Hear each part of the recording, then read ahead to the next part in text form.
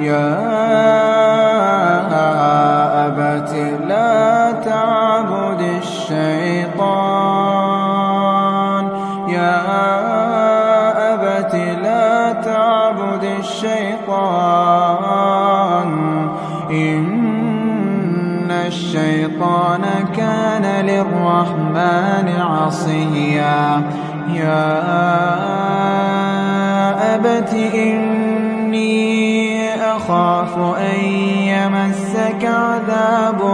من الرحمن فتكون للشيطان وليا قال أراغب أنت عن آلهتي يا إبراهيم لئن لم تنته لأرجمنك واهجرني مليا